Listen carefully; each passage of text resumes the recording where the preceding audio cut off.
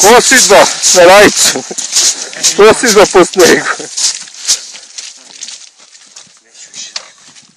Čekaj da ti pokupim peta mjesta. Šta kažeš mi? Super, brate. Samo ovo ženi ne smijem da pokažem. Jer kući imam toliko posla. A ti guraš motore. U tebe. Zvučne barijere.